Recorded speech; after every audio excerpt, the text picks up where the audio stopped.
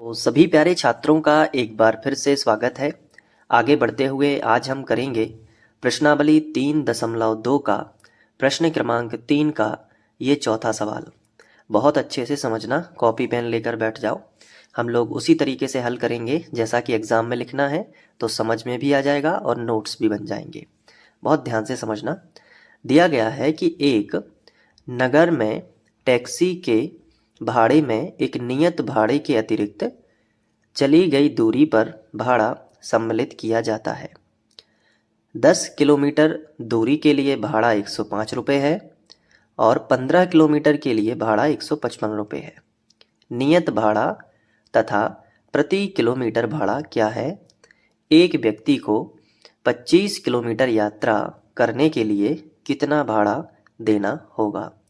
तो एक बड़ा सा सवाल हमें दिया गया है, लेकिन बेहद ही आसान है। देखो, हमें ज्ञात क्या करना है वो यहाँ से पता चल रहा है। हमें ज्ञात करना है नियत भाड़ा और प्रति किलोमीटर भाड़ा। ठीक है, क्या है पूछा गया है ना, तो हमें नियत भाड़ा पता करना है और प्रति किलोमीटर भाड़ा। लेकिन ये है क्या नियत भाड़ा? थोड़ा सा रफ में समझते हैं। देखो, ये रफ पेपर है, इस पे बहुत ध्यान से समझो ये सवाल। मान लो कि ये टैक्सी है और ये रोड है, ठीक है। अब इस टैक्सी में अगर आप बैठोगे और कहीं जाना है आपको, तो नियत भाड़ा क्या कहलाता है पहले ये समझो। नियत भाड़ा कहलाता है एक निश्चित भाड़ा। नियत मतलब निश्चित भाड़ा, मतलब टैक्सी में बैठोगे तो उतना तो तुम्हें लग ही जाएगा मात्र बैठने का। उसके बाद तुम ड्राइवर से बोलोगे कि 1 किलोमीटर चलना है, तो पर किलोमीटर का अलग से तुम्हें किराया लगेगा। और वो कैसे लगेगा कि 1 किलोमीटर जाओगे तो 1 रुपये यहाँ पे, या फिर हम कह सकते हैं कि प्रत्येक किलोमीटर के लिए फिर भाड़ा तय किया गया है। जैसे यहाँ से यहाँ तक मान लो कि ये 1 किलोमीटर है। कितना है? 1 किलोमीटर है। फिर यहाँ से यहाँ तक 2 किलोमीटर है। ठीक है, टोटल यहाँ से लेके यहाँ तक 1 किलोमीटर, टोटल 2 किलोमीटर हो जाएगा। फिर यहाँ तक आओगे तो 3 किलोमीटर हो जाएगा, है ना।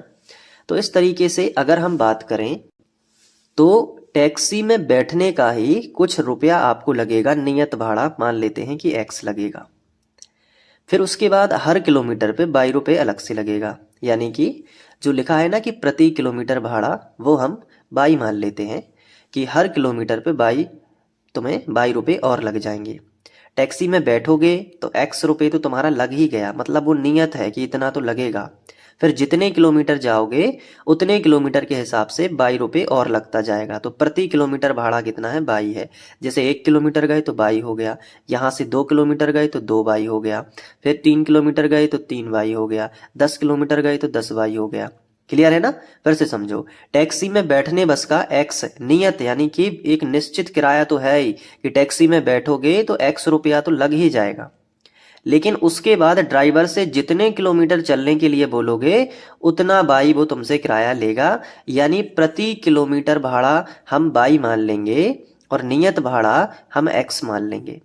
नियत भाड़ा कितना मानेंगे? x, और प्रति किलोमीटर पे भाड़ा कितना बढ़ता जाएगा? 22 रुपये। जैसे 1 किलोमीटर गए तो 1 22 रुपया लग गया, 2 किलोमीटर गए तो 2 22 हो गया, 3 किलोमीटर गए तो 3 22 हो गया, 5 किलोमीटर गए तो 5 22 हो गया। समझ गए ना? तो आपको क्या करना है कि सबसे पहले मानना है कि नियत भाड़ा, जो पूरे सवाल में हमें ज्ञात क्या करना है वो हमें यहाँ से पता चलता है कि नियत भाड़ा तथा प्रति किलोमीटर भाड़ा क्या है, ये हमें पता चल रहा है सवाल के इस हिस्से से। तो हम यहाँ पे लिखेंगे माना, फिर लिखेंगे नियत भाड़ा। ठीक है, नियत यानी निश्चित, टैक्सी में बैठने का ही जो लग रहा है। तो नियत भाड़ा मतलब x रुपये तो लगेगा ही, तो x रुपये हमने यहाँ पे मान लिया क्योंकि हमें पता नहीं है। तो नियत भाड़ा हमने x रुपये मान लिया। आगे लिखा प्रति किलोमीटर भाड़ा, तो नीचे हमने लिखा प्रति किलोमीटर भाड़ा। तो प्रति किलोमीटर भाड़ा क्या मानोगे बताओ? 22 रुपये। ठीक है, तो ये बताओ यहाँ तक समझ आ गया है ना? तो पूरा सवाल अच्छे से समझ में आ जाएगा। नियत भाड़ा कितना मानना है? x रुपये, और प्रति किलोमीटर भाड़ा कितना है? 22 रुपये। तो अब पढ़ते हैं हम प्रश्न। तो लिखेंगे प्रश्नानुसार। प्रश्नानुसार। बहुत ध्यान से समझते जाना इस सवाल को, मोस्ट आईएमपी क्वेश्चन है ये, प्रश्नानुसार। अब प्रश्न क्या कहता है, बहुत ध्यान से समझो कि 10 किलोमीटर के लिए भाड़ा कितना है। ये पहली शर्त कहाँ से कहाँ तक है, यहाँ से लेके यहाँ तक। ये फर्स्ट शर्त है कि 10 किलोमीटर के लिए भाड़ा 105 रुपये तय किया गया है। इसका मतलब है यहाँ पे हम लिखेंगे फर्स्ट शर्त से, आप पे भी बन जाएगा ना, ये लिखते फर्स्ट शर्त से। क्या लिखा है, 10 किलोमीटर का भाड़ा कितना है 105, तो वही हम लिख लेते हैं फर्स्ट शर्त से कि 10 किलोमीटर, किमी लिखते हैं किलोमीटर को, ठीक है। तो 10 किलोमीटर का भाड़ा कितना है बताओ, तो 10 किलोमीटर का भाड़ा है, बराबर का चिन्ह लगा दो, और 105 रुपये है। बन जाएगा ना, बिल्कुल क्वेश्चन से देख के लिखना है कि 10 किलोमीटर का भाड़ा कितना है 105 रुपये। 10 किलोमीटर, तो 10 किलोमीटर कैसे चलोगे, देखो 10 किलोमीटर चलना है तो मैंने वही आपको बताया कि जैसे आपके पास टैक्सी आई तो 10, आपने ड्राइवर से बोला कि 10 किलोमीटर चलना है, तो ड्राइवर कहेगा देखो बैठ गए हो तो बैठने का एक्स तो लगेगा तुम्हें, नियत भाड़ा कितना है एक्स, तो वो तो लगेगा। अब ड्राइवर कहता है कि तुम्हें 10 किलोमीटर चलना है तो 10 रुपया तुम्हारा किराया लगेगा, तो एक्स प्लस 10 होगा 10 किलोमीटर का। क्लियर, समझ आ रहा है कि नहीं। 10 किलोमीटर का बताओ कितना होगा, तो 10 किलोमीटर चलोगे तो नियत भाड़ा एक्स रुपये तो लगेगा ही लगेगा, चाहे आप कितने किलोमीटर जाओ। 10, तो 10 किलोमीटर जाना है ना, तो वो बोल रहा है ड्राइवर कि कितने किलोमीटर जाओ, एक्स तो मैं देना ही पड़ेगा। और उसके बाद प्रति किलोमीटर किराया कितना है 22, तो 10 किलोमीटर जाओगे तो 10 हो जाएगा, इतना सरल है बस, ठीक है। 10 किलोमीटर जा रहे हो तो 10 होगा, 2 किलोमीटर जाते तो 2 हो जाता, लेकिन एक्स तो साथ में लगेगा, ये नियत भाड़ा है एक्स्ट्रा, ये टैक्सी में बैठने का लगता है। तो 10 किलोमीटर का भाड़ा वैसे मैथमेटिकली हो रहा है एक्स प्लस 10 लेकिन बराबर में वो दिया गया है 105, तो उसको भी लिख लिया ताकि एक समीकरण बन सके। अब इसे हमने बना दिया समीकरण नंबर 1। अब हम सेकंड शर्त पढ़ लेते हैं, अब बताना है आपको, ठीक है। थोड़ा सा तैयार रहना बताने के लिए, सोच पा रहे हो कि नहीं वो भी ध्यान से देखना।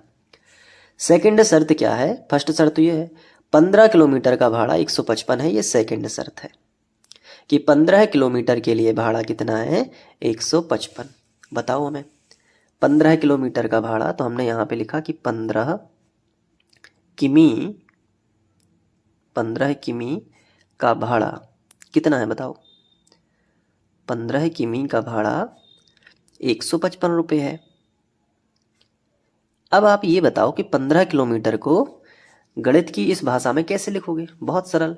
आप कहोगे कि सर देखो निश्चित भाड़ा एक्स तो है ही, बिल्कुल, फिर 15 किलोमीटर जाएंगे तो 15 एक्स्ट्रा लगेगा, क्यों, क्योंकि 10 किलोमीटर जाने से 10 लगा, तो 15 किलोमीटर जाने से 15 लगेगा, बाकी नियत भाड़ा एक्स तो है ही, और बराबर कितना हो जाएगा, तो बराबर 155 हो जाएगा।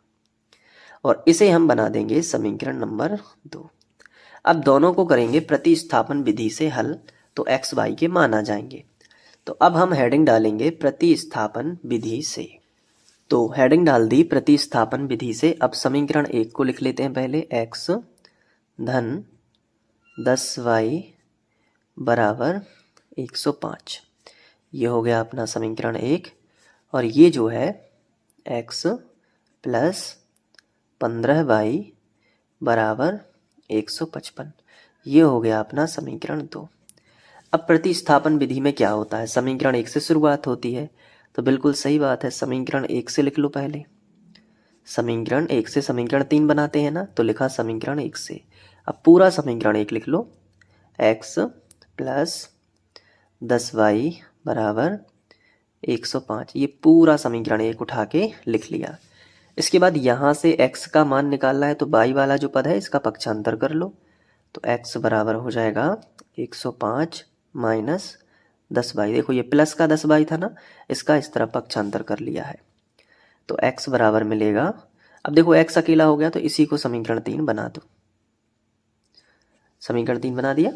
अब जो x का मान है वो कहाँ रखना है, समीकरण 2 में, तो लिखेंगे x का मान कहाँ रखने पर, समीकरण 2 में रखने पर, 2 में रखने पर। चलो रख दो समीकरण 2। तो x लिखा है तो x की जगह पे लिखेंगे 105 माइनस 10y, फिर प्लस 15y बराबर 155 लिखा है तो लिखेंगे प्लस 15y बराबर 155। अब बाई बाई एक तरफ कर लो, देखो ये बाई बाई है और ये संख्या है तो संख्या को इस तरफ लेके आ जाओ। तो इन बाई बाई को लिख लो, इसको छोड़ दो। तो माइनस का 10y और प्लस का हो जाएगा 15y, ये लिख लिया, और बराबर ये पूरा ज्यों कहते हो 155।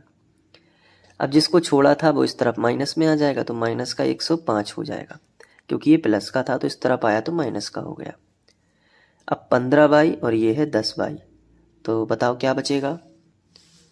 15 में से 10 जाएंगे तो 5y बचेगा, है ना। 5y बराबर, और 155 में से 105 घटा लो तो 5 में से 5 जाएंगे तो क्या बचेगा 0, फिर 5 में से 0 जाएगा तो 5 ही बचेगा, 1 में से 1 जाएगा तो फिर 0।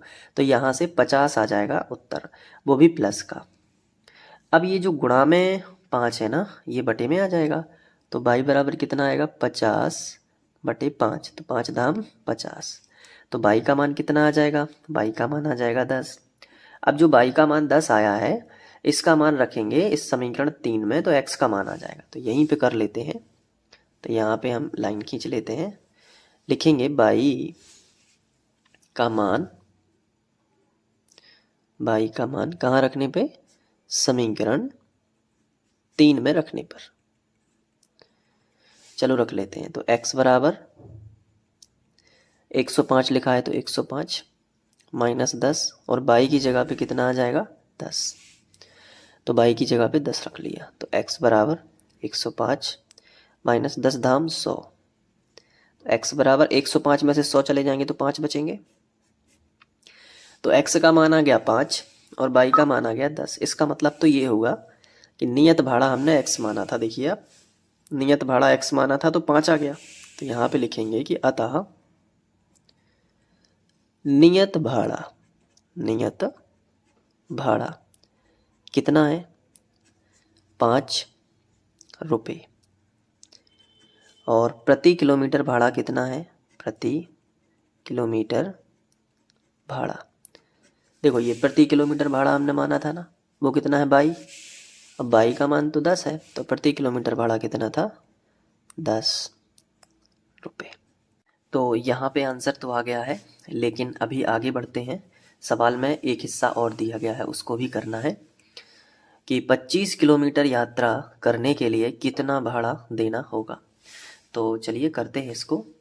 तो यहाँ पे हेडिंग डालेंगे 25 किलोमीटर का भाड़ा, तो कितना होगा। देखो नियत भाड़ा x तो लगेगा, और चूँकि 25 किलोमीटर जाएंगे तो हर 25 किलोमीटर में 25 बाई हो जाएगा, क्योंकि प्रत्येक किलोमीटर पे बाई किराया लगता है। अब x बाई दोनों के मान पता है, x का मान कितना है 5, तो 5 लगेगा, प्लस ये हो जाएगा 25, और बाई का मान कितना आया है 10, तो यहाँ पे 10 रख देंगे। तो देखो क्या आएगा 5 प्लस 25 गुणित 10, 250 आ जाएगा। तो 250 और 5 कितना हो जाएगा 255 रुपये। तो 255 रुपये टोटल लगेगा। तो ये 25 किलोमीटर का भाड़ा होगा। तो लिखेंगे कि अतः 25 किलोमीटर का भाड़ा 255 रुपये होगा। अब होगा ये फाइनली, ठीक है। तो यहाँ पे भी आंसर लिख दिया हमने, 2 आंसर हो गए। अब आप इसको भी नोट कर लो अच्छे से, और इसी तरीके से आगे के वीडियोस देखने के लिए आप प्लेलिस्ट फॉलो जरूर करना। मिलते हैं नेक्स्ट वीडियो लेक्चर में। Thank you.